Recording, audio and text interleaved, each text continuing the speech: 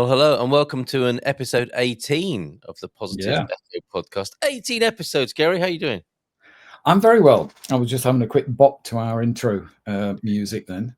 Yes, Um, it's a grower, isn't it? Good choice, by the way. Good choice. I've had a really beautiful weekend. Not the weather, but a beautiful weekend staying with a friend of Mel and ours in a village called Sea Salter, which is near Whitstable on the North Kent coast.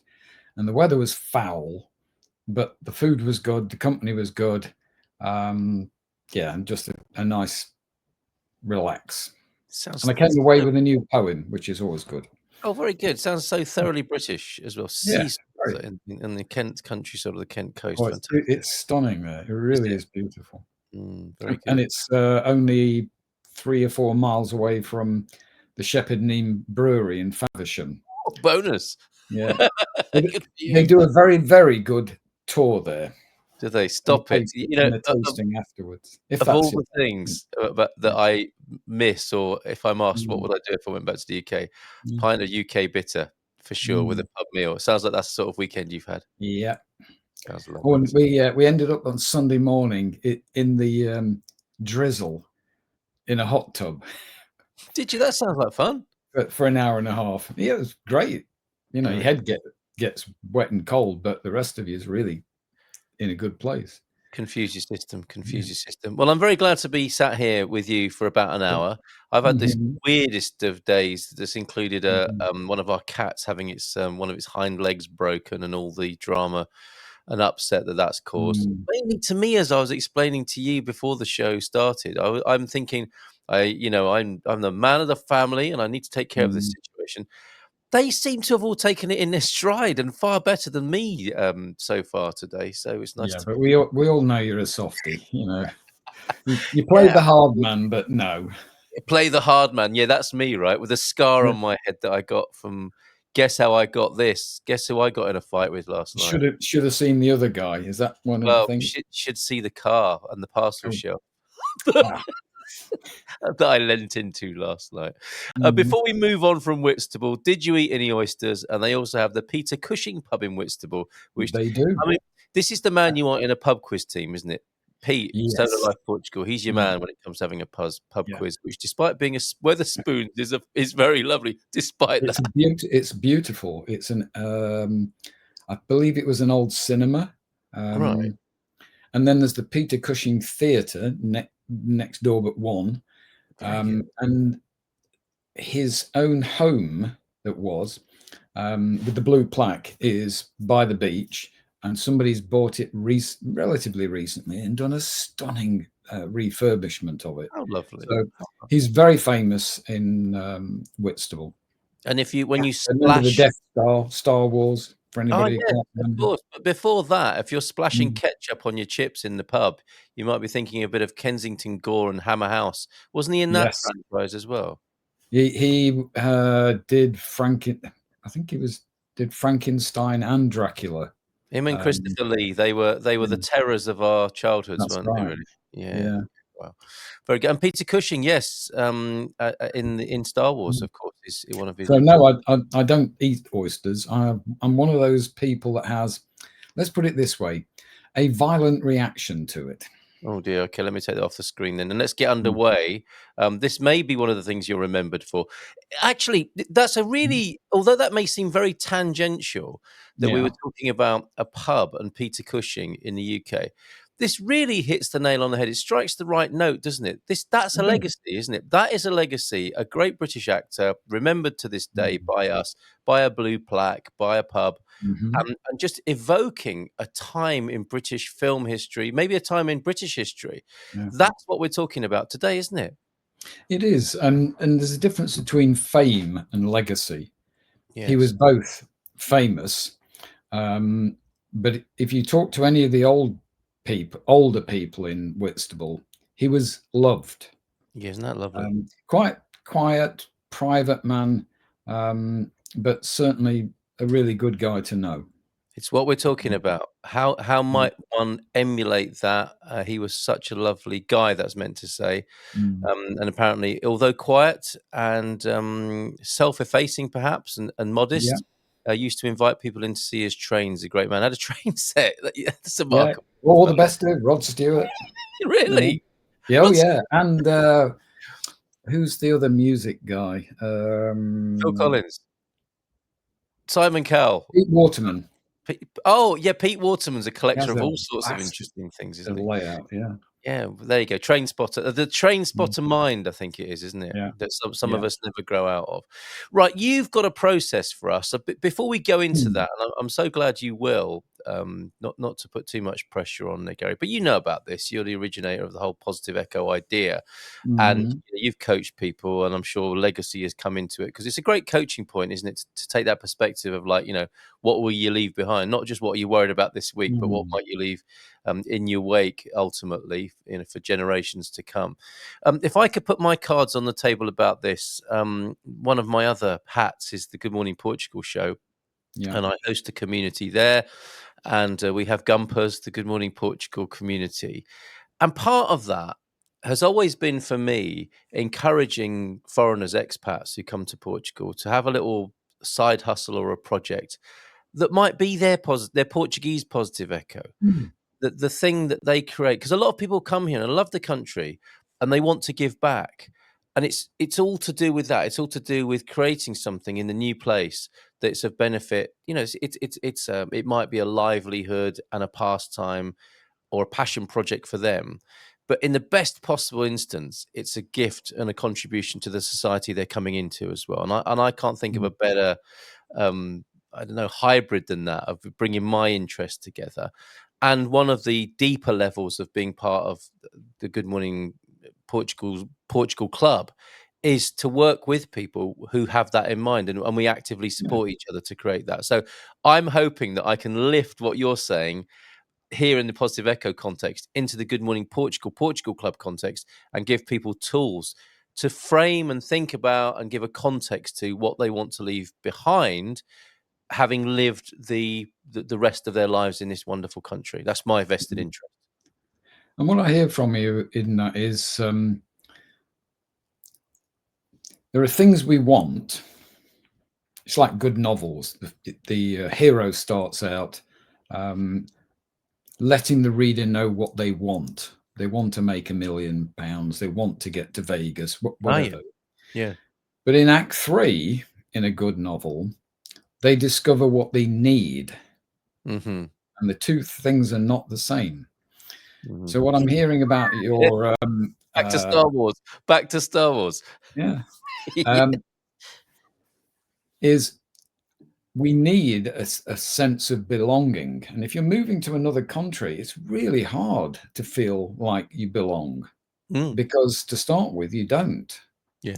So the only way of, I think, of generating that feeling of belonging is to put yourself out there, even if you can't speak the language, because as you well know, Portuguese is quite difficult. There's a Indeed. very steep learning curve. Yep.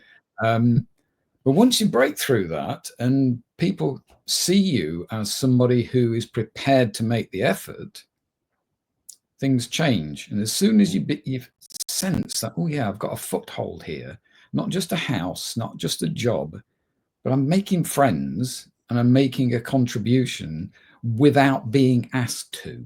Yeah. That's the, Yeah. the crux of it. So there's this thing about belonging and need. And I think from that, you can then begin to say, okay, what can I actually offer that fulfills the needs of other people? Not their wants, but their needs. Yeah. Even if that turns out to be give them space and leave them alone. Yes.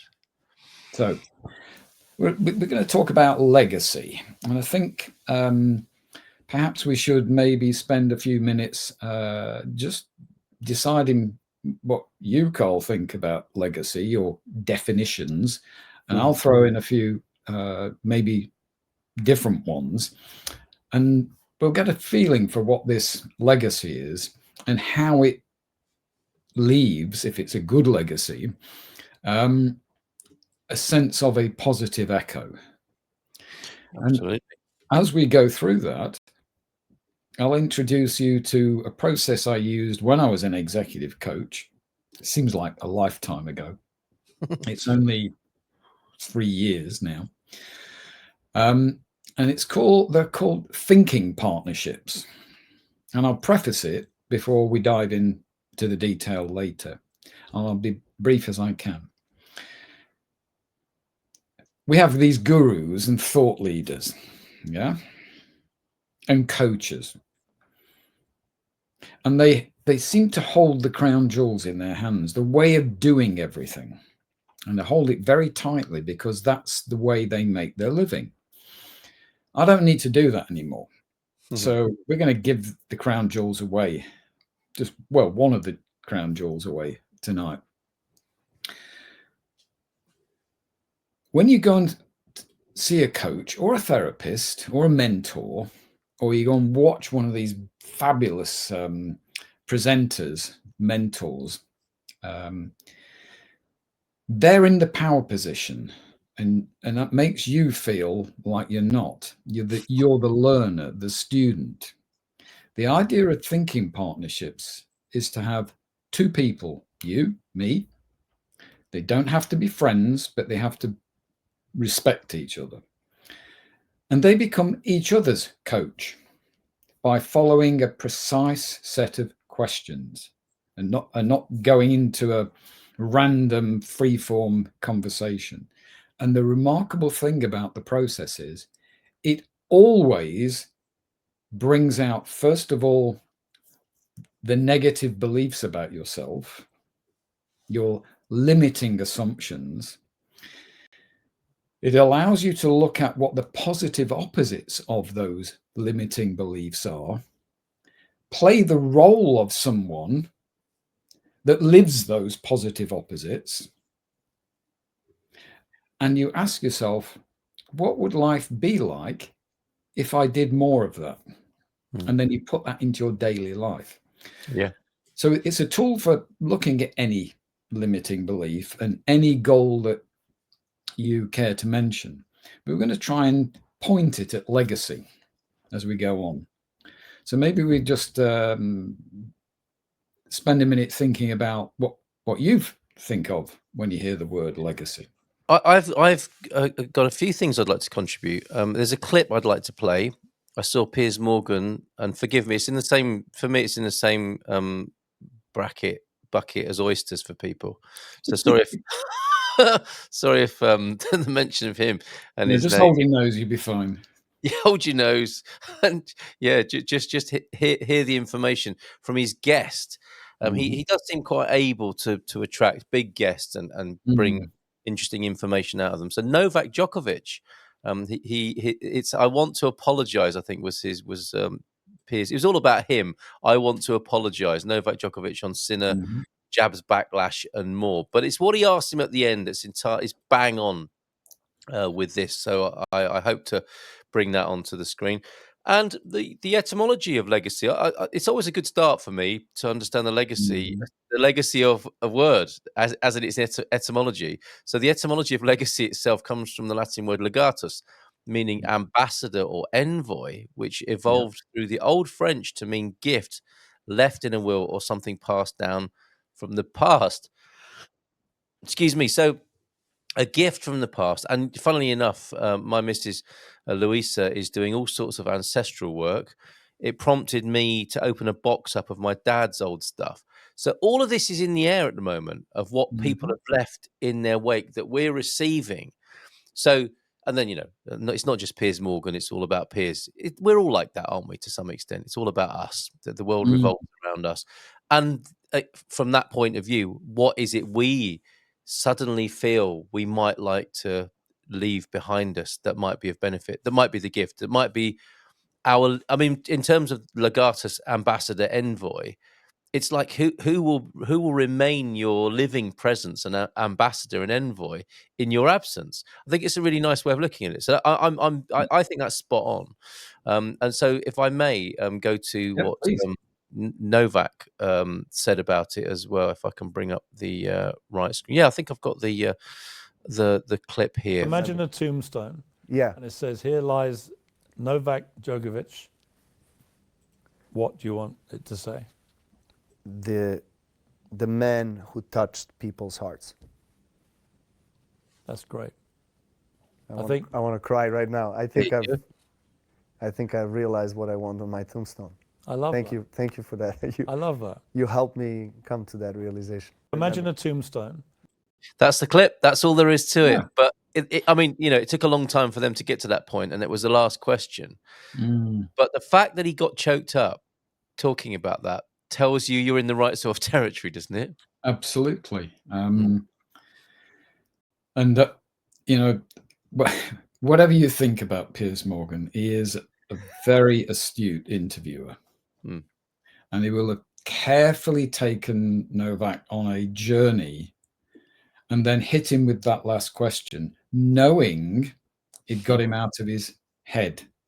Yes. Because he'd taken him somewhere else. So he took a risk, and he said exactly what he felt rather than what he thought, which is hopefully what we might end up doing this evening. And it's an important distinction, isn't it? Because that to me, that's where we are. I mean, this is what happened with the cat episode today. There was all that I should be thinking about it, and then what kept trying to break through is what I actually felt about the situation as it was unfolding. And it's so important, I think, Gary, what you're suggesting there. Yeah, go on. You mentioned, I can't remember whether it was before or during the live session, that your kids were calm. Yes. But you didn't feel calm, and maybe came across not as your normal, cool guy self. They will have taken that in, even unconsciously. Oh, yeah. Yes. And that is a legacy, that you've allowed them to see the emotional dad. Yes. Yes. Very, very important. I didn't get that lesson. My dad was so neutrally emotional. So everything was on a level. He daren't let himself go. Right. So I had no examples like you've given your kids. Can I ask you? Yeah.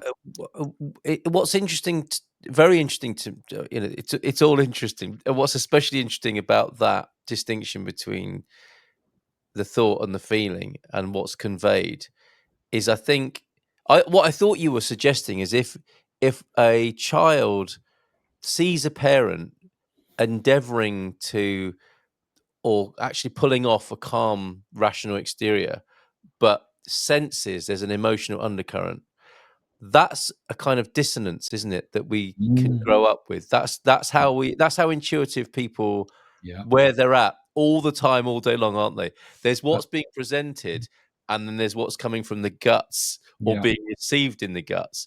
And that to me is so fascinating. And perhaps this, even if people never created a legacy, the process of trying to do it might help in some way combine or complement those two parts of ourselves and allow more of the authentic who we really are, as much as it conveys the rationalized version. Because Peter Cushing, going back to our avatar here today, Peter Cushing will have been an icon actor presentation through Hollywood and Pinewood and wherever, but presumably to himself, it would have been a matter of saying, well, yeah, that's my persona. But what I really am, and what I'd really like to share with you, is my train set or my kindness or whatever it was. These are different things, aren't they? Yeah. One's your job. I mean, I've never met the man, but I've met quite a lot of actors recently, and it's just, for many of them, it's just a job. They don't get carried away with the celebrity. Yeah, it's just work. It must be a distraction as well, mustn't it? At times, it must be a distraction. Yeah. I bet when he's in the pub with his friends, or he's walking down the beach with a friend, he wasn't the actor Peter Cushing. It was just Peter. Yes. So going back to both our examples, I mean, I love my dad. He was a fabulous guy, heart as big as a bucket, as we would say from where I come from. But I learned, and I only realized it much later in life, he didn't give me an example of moderate emotional range. You know, being really angry and aggressive. No, that's a bad example.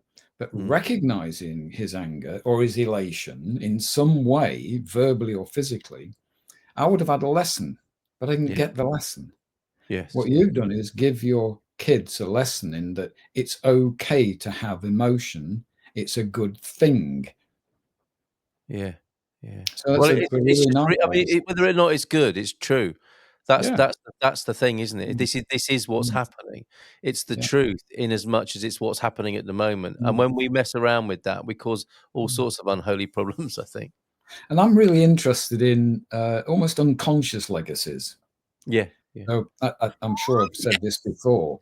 Hell but, yeah. In great writing, they always say, show, don't tell. Yeah. So if you see the difference between a great series on TV and a not so good, is the not so good one will spend lots of time on exposition, one character telling the other character things that the other character will probably already know, but you, the viewer, couldn't possibly know. It's really boring, but it moves the program on quickly. Yes. So I'm interested in the actions and words and just the presence of people that change other people's lives without them really knowing how big a deal it is. Yeah. Yeah. So can I give you an example? Absolutely. Yeah, go ahead. It's what we're here for. So this is my little wooden pig. Hold on, full screen for this. Very crude, beautifully done. Yeah. Little wooden pig with a little leather tail. I also have a piece of paper. Where are we? It says, the Mason Award for pig-headed assistance presented to Dr. Gary Colton, that's me. Well done. Well done. Yes. 27th of the 6th, 93. That's a long time ago. So the backstory is Roger Mason was my head of department when I was a biomedical scientist back in Charing Cross in the 90s, late 80s, early 90s. And I wasn't doing that well. I'm a full academic, but I couldn't seem to get the really big grant applications funded. I got small stuff and I managed to publish some things, but I couldn't break into it, as it were, into the big time. And then I got a massive grant, nearly £1 million, that funded 3 people to work with me. Now, Roger knew because he was a joint applicant. He was like a junior applicant on it, but he was also my head of department. So he got the letter telling us we'd got the money before I did. He walked into my office, put the wooden pig down on my desk and handed me this. Bloody genius. Yeah. Because he knew I was quite introverted and I'd taken all of this stuff to really deeply to heart. And I was questioning my future as an academic. Even though I'd got what turned out to be some brilliant ideas, I couldn't quite find the language to explain them to people who didn't think like me. Yeah. So his legacy is this, and the fact that I went on to have another 20 years of being an academic after that. Yeah. Very successful. Why he chose to do that, I have no idea. He could have just waited for me to get the letter of award and shake my hand and well done. This is what legacy is about. Do you know, it's so powerful, isn't it? And I don't suppose he went on a legacy workshop or course. Yeah. This is straight from the heart, isn't it? But so powerful, a natural a natural legacy creator, perhaps. And he was a bit like some of these brilliant football managers. They know exactly how to manage each individual player. They may Did need he a though? I mean, different approach. did he? Are you accrediting him with that, or did you see that? Was that his skill? That was his.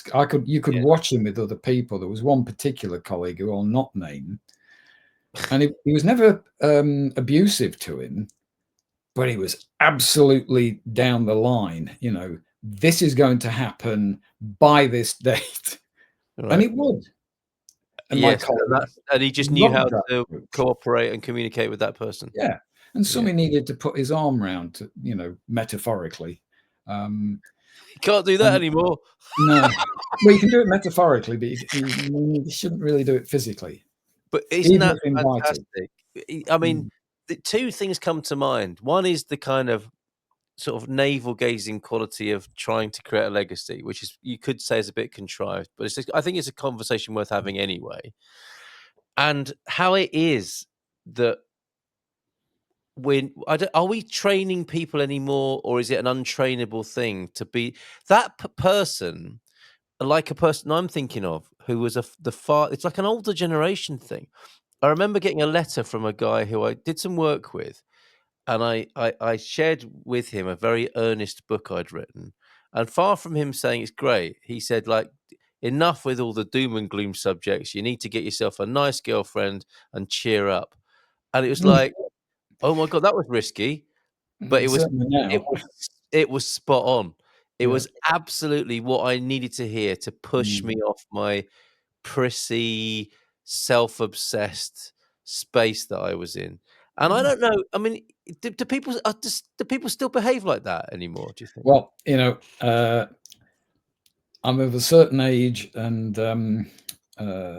gender, so one has to be, you know, careful, because I don't mix with many truly young people anymore. I don't want to misrepresent them.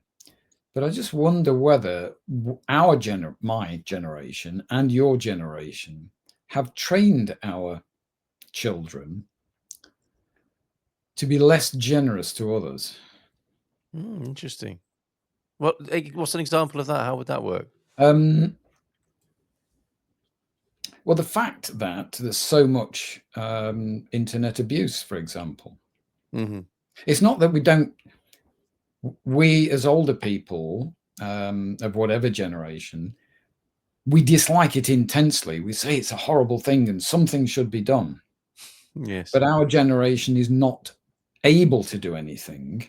So the drug of abuse is out there, easily available, with no punishment. You're bang on again. You bang on again, Gary. I get sent memes by men of our age. It's a peeve of mine at the moment. And again, it connects with this conversation we're having, because they say to me, what do you think about this? And I say, I can see these are like sort of man-to-man memes, if you know what I mean. You know, they're sort of pithy things you wouldn't send to everybody, but once you've got a certain context of understanding, they get sent from one friend to another. And what peeves me about them is they speak of a kind of helplessness and resignation. Because I respond, I get it, but what are you going to do about it? Yeah. This just sounds like a old man moan to me. What are you going to do about it? Which again comes back into you're not going to get remembered, are you, for sending bloody memes that are clever and funny, but never changed anything? I like the idea of militant generosity. Whether you like it or not. Okay. Well, as an example, and maybe it's just me and the newly discovered me. I was in one of my favorite coffee shops yesterday. I was in there this morning with Mel as well, but this is yesterday. And they've got this like shelf which looks out the window, and there's high bar seats by it. And then there's another one behind you against the wall. And there were two ladies talking about various things. And I'm trying to shut that off while I'm typing. But I started hearing about bone density and muscle loss. And, you know, my old academic life came back. And I turned around and I said, I really don't mean to interrupt your conversation, but when I hear things that I can maybe give some useful input, I find it really difficult not to.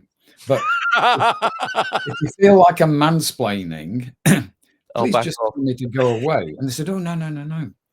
So I ended up, and I'm not going to go through the whole conversation, but helping them find a way of addressing loss of bone density that is really easy. And they were really pleased. Good man. I never offered my name or any means of Crusader, a Capes Cruise mystery man. Yeah, I just said, okay, that's it. I'm done. Went back to typing. So this is what I mean about militant generosity. You make it clear that you might have something that's useful to them, a person, but I'm quite happy if you don't want me to tell you. Well, that was a very respectful approach. It has to be very skillful, yeah. Because if you don't establish a modicum of trust right away, you could be any loony. Yeah, you're just going to talk at you for the next hour. And I made it clear that I only wanted 2 or 3 minutes of their time. Yeah. So this is what I call militant generosity. It can be verbal. It can be making sure that somebody can manage their bags to their car, and you make sure you tell them, oh, by the way, I'm not going to run off with them. My knees won't take it. You know. So militant generosity. Yeah, it's a way of unconscious, almost invisible legacy. Yeah, very, very good. Very, very good. So maybe we could talk about thinking partnerships as we. Yes, it's almost like after the break, Gary will talk about thinking partnerships. This will be our commercial. You're adding some punctuation with your lovely comment here, Gina, and with a little bit of concern as well. You start, hello boys, just had lung surgery a week ago. We've inspired Gina to pull out her small trampoline, with her weights for a bit. Thanks for this conversation. You go steady. We don't want to be responsible for any injury, post-operative injury there. So zooming back 14 years to when I used to work with really world-leading people around exercise and aging and so on. The thing I would investigate is bovine colostrum, because huge numbers of people are it's a food basically. Yeah. It's the first mother's milk. Yeah, yeah. So if you go, I can put in any in the transcript later. There's somebody I know who has a company called Neovite, and they have a pedigree herd of cattle, and a vet supervises every calf when it arrives, so that it has its colostrum, and then they pump off anything that's left, and they freeze dry it, and they pasteurized it. So people like elite older athletes use it for helping with bone density, muscle strength, cardiovascular recovery, and there's lots of science behind that. The other thing I do, I mean, mother's breast milk is just a miracle. I was talking about it. Our family were talking about it together last night. I mean, it's a building block, isn't it? It's packed full of. We did some analysis on bovine colostrum, cow colostrum. Yeah, there are at least 10,000 natural molecules in it. Yes. And what about the sort of trans species bioavailability? Because there are all sorts of issues, I think, aren't there, with mother's milk that might be repurposed not for the infant in question, that cause all kinds of problems for people, and understandably so. But it wouldn't have been so much the case 50 or 100 years ago, I don't think, would it? It would have been seen as a totally unsexualized medicine, basically, wouldn't it? And the Maasai drink, the chiefs get colostrum, or they did. Camel colostrum is really good stuff, but you only need relatively small amounts. But also, almost all the top international rugby players, do they really on this? And it's WADA approved because it's just a food, but it's got all these growth factors in that help build. Mammalian miracle. Incredible. And the Incredible. last thing is resistance bands Okay. rather than weights. Yeah. Okay, so working against yourself, as it were, Yeah. with the resistance. The big stretchy rubber bands. Yeah, They're fair brilliant. enough. Are they? All right. Okay. So Good. There you go, Gina. A bit of added value for you there. Right. We're looking at. Shall I bring it up onto the screen? You're very kind. Which is available on Google Docs, and we'll give you the link in the transcript. Right. Okay. How to find your legacy. That's the one. And I can turn it to a presentation mode. And there we have it on the screen there. Courtesy of Gary Bolton. So this is a tool, as I say, for two people who are going to meet regularly. One's going to be the questioner and the other one's going to be the thinker. And then after half an hour, you swap roles. And it goes something like this. I'm going to look at my own version of it. Mm-hmm. So you're going to come eventually to a thing called the incisive question. And this is taken from a book by Nancy Kline called Time to Think. And the question goes like this, and the grammar's clunky, but listen carefully. If I know, this is an example, I should say. Mm-hmm. If I know I give fabulous presentations, how will that help me deliver my message? So it's going, if I know, there is no argument. Mm-hmm. I do this. I give fabulous presentations. Now I'm in the mindset of, well, what do people who give fabulous presentations do? How do they do what they do? Mm-hmm. And if I work out how they do what they do, how will that help me deliver my message? So you could go, if I know what my legacy will be, or my legacy is, how will that help me be remembered? Mm-hmm. So that's the incisive question. Yes. So the thinking partner process is very simple. You establish confidentiality, and that, because if you don't trust this person, and you won't develop trust, and if you feel rather that whatever you say is going to leave the room and be gossiped about, Yes. you can have a formal agreement if you really want. Yes. So now you're going to build a thinking environment.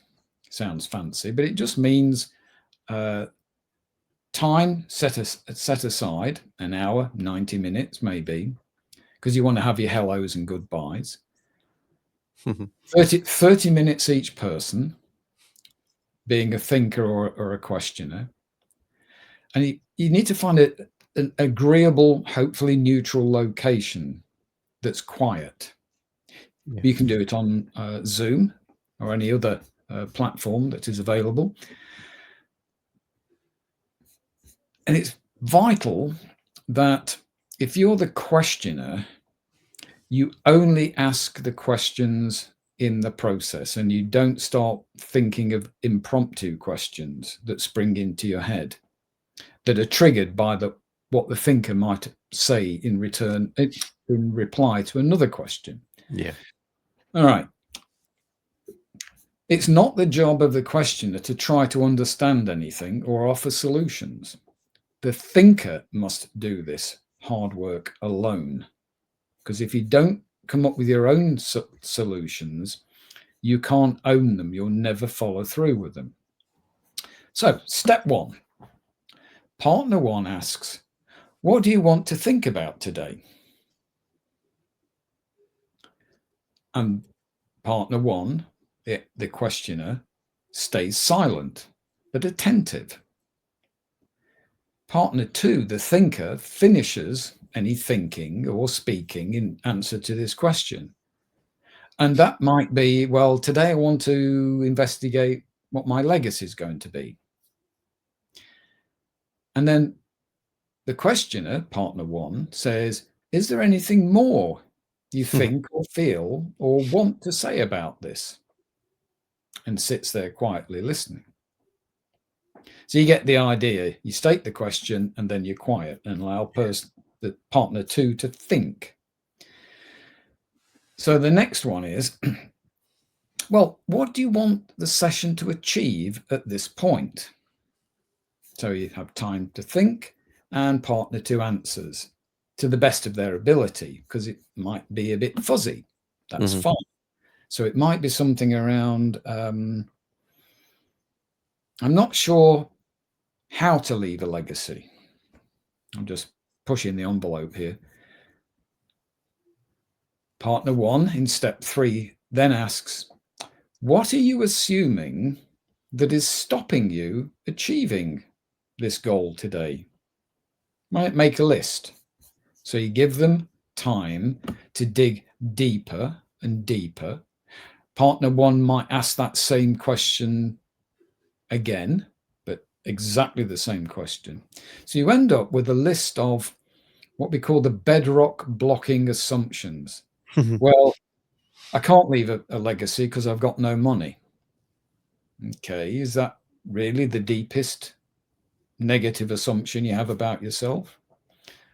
So you end up with a list of all these assumptions and you're not discussing them.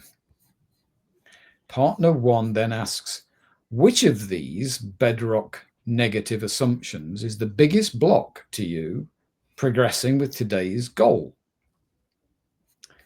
Partner two thinks and selects their biggest block, and it's their biggest block.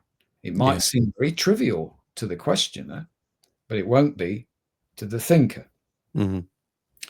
Step 5, partner one asks, well, now you've got your biggest block, what's the positive opposite of that assumption? So using the example of the presentation, because it's easy, the negative assumption was, I'm crap at presenting or public speaking. Yes.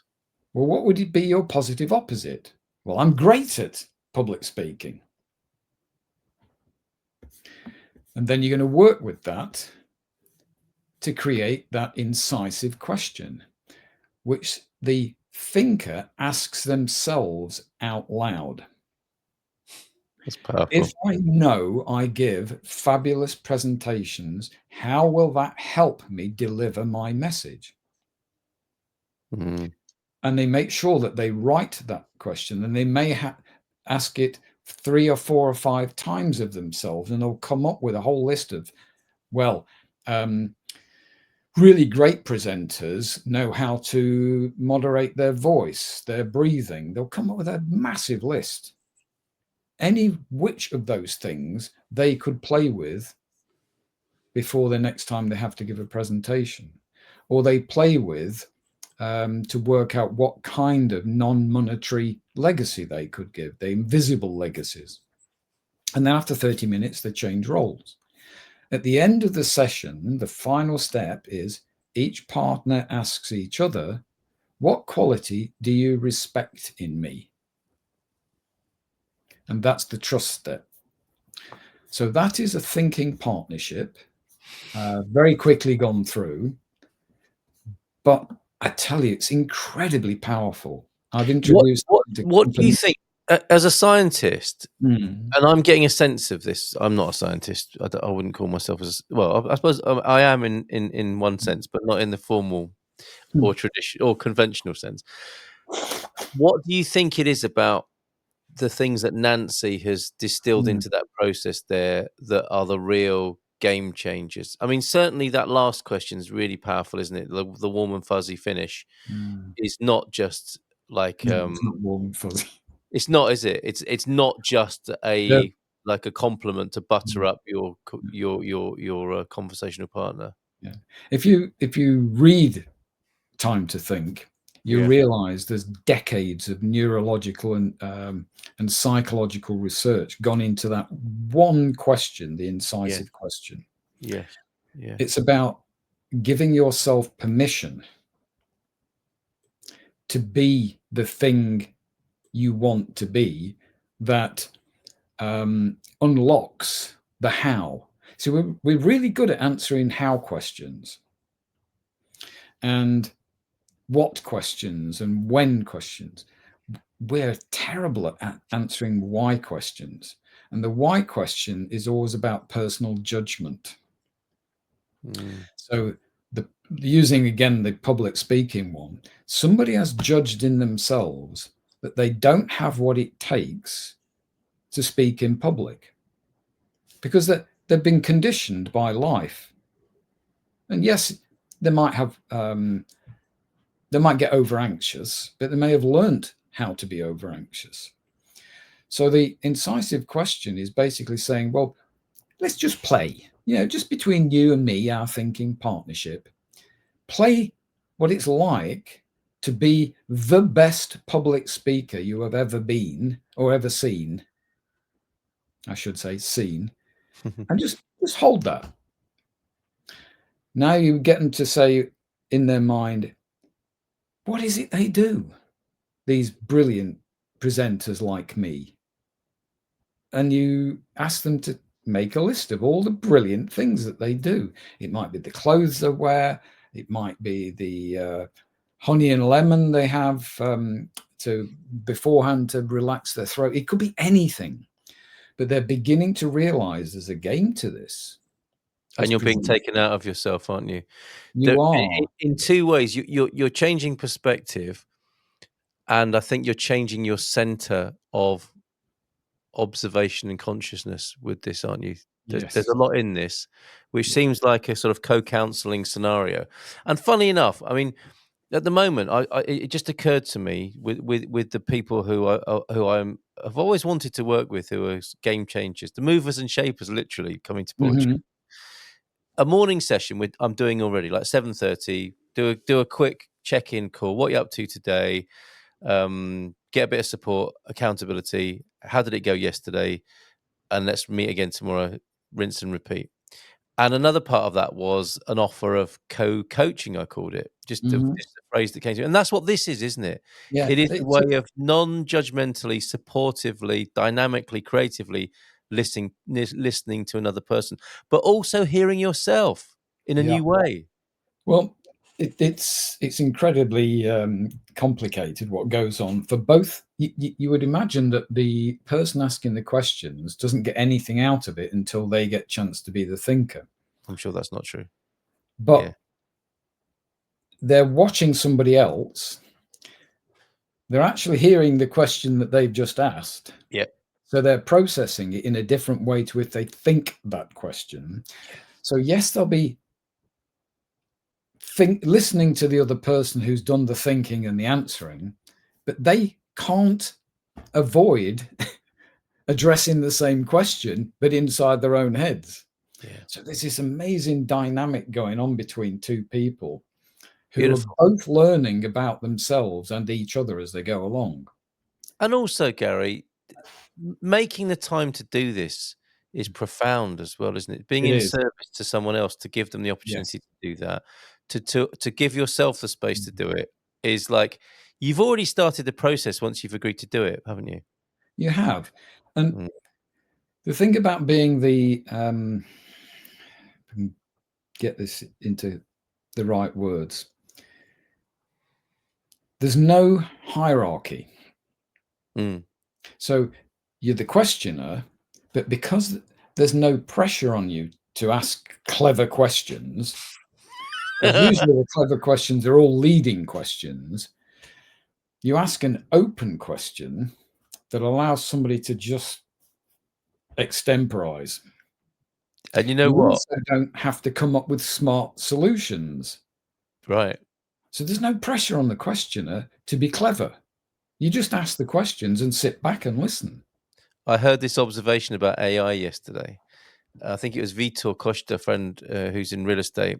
and we were talking about the application of AI in real estate. But he was saying the interesting thing about AI is it asks questions, and I think that and so do real estate agents and human beings generally. But the quality of listening or prompting that I've had from AI is very different for the reasons you've just given. Yeah. Humans are gaming each other, aren't they? Or themselves, Yeah. or putting pressure on themselves to come up with something smart, clever, or that will make them a profit. And Because that will be in AI at some point, but I don't think it's there yet. And it's much more innocent, isn't it, as a questioning process? it's quite. I've played with Chat GPT recently. Yeah. I tried to drive it crazy and almost succeeded. That's a story for another day. The thing, when we're having a conversation like we are now, we're kind of anticipating what's going to come next. So we're not quite clued in, because we're trying to make the next question or the next smart aleck interjection, or the laugh in the right place. If you take all that away, it protects the buddies. Yes. Because they don't have to be smart. They don't have to be assertive. They don't have to be anything except prepared to think. Yes. When they're in the thinking chair. If you're in the asking chair, just ask the damn questions. Yeah. So it's completely level. Where are we? Completely level. Well done. And I've never known anybody fall out. I've been aware of hundreds and hundreds of these partnerships over the year, and they've not broken down.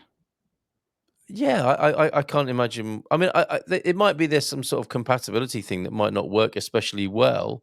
Yeah. But I can't see why it would become difficult in any way. And I know we're kind of levering it towards legacy as a tool. Yeah. But the actual question that you begin with is always the thinker's question. Yes. And it can be tiny. It could be, well, I want to make a decision between X and Y. Do I leave the diamond ring to my first daughter or my second daughter? Oh my goodness. Okay. What's in the way? Why can't you make this decision? Yes. That's what a thinking partnership can address. It can address geopolitical stuff.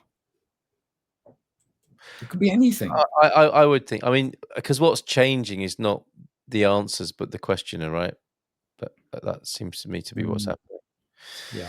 I have another clip I want to play. I mean, so many recent conversations and thought forms I've had have come this way, or are connected to what we're talking about. So it's really wonderful.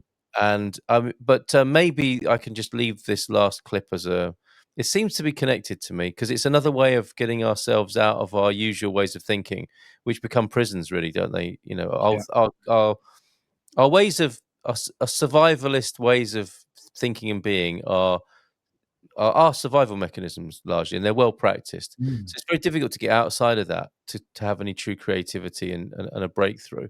And it often takes a shock or some sort of T-boning event to break that up, sadly. But that seems to be the dynamic of change for us, for many of us, for most of the time. However, before I go to that, maybe that can be a last thought. Did you have any other thoughts? No, I failed this week. I knew we'd probably talk a lot, so I haven't got to and in other news.